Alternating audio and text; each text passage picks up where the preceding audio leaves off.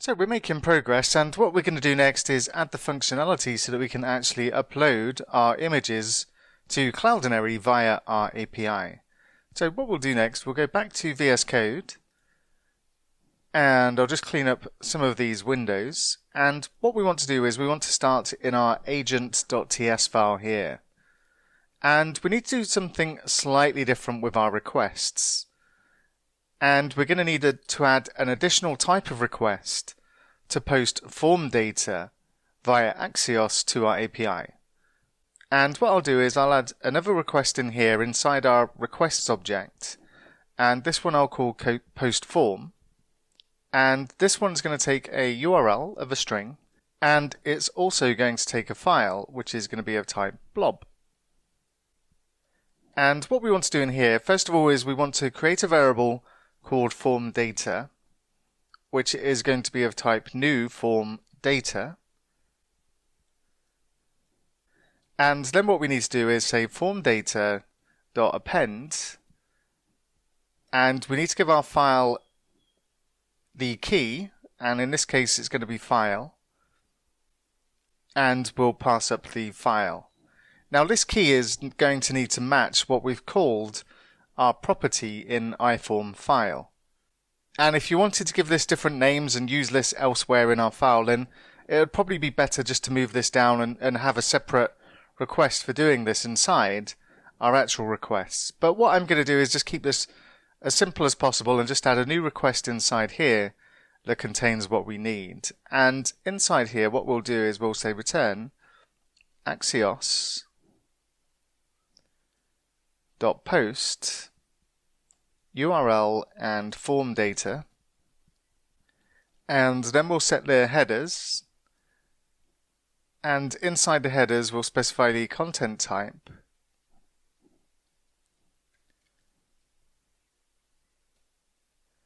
is multi-part / and then form dash data.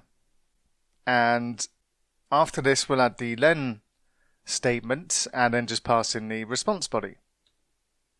And then what we can do is we can go down to our profiles and we'll add another request in here, and this one we'll call upload photo, and we'll pass in the photo, which will be a blob, and we'll specify the return type in here, and we'll say the promise of iPhoto is what we get back from our server. And we'll need to bring in iPhoto, and then we'll say requests.postForm, and then add the backticks and / photos, and add the comma, and then photo will be our file that we're passing up. So this takes care of the agent method, and what we need to do next is go to our profile store and create the action inside there. So we'll go to the profile store, and what we want to do is we want to add another action to upload a photo. So we'll say action, and we'll call this upload photo, and it's going to be an async method, and we'll pass in the file, which is going to be a blob. And we want to add a new observable for a loading indicator here. So I'm just going to add another observable and just call this one uploading photo equals false. And down in our upload photo method, I'll set that to true inside here, and then we'll add the try catch block as per normal. And inside the try we'll say const photo equals await agent.profiles.upload photo and pass in the file. And then we'll add the running action statements. And we'll check to see if we have a profile, and which we will do at this point, but because we're using TypeScript we're going to get a complaint if we attempt to set something that could potentially be null.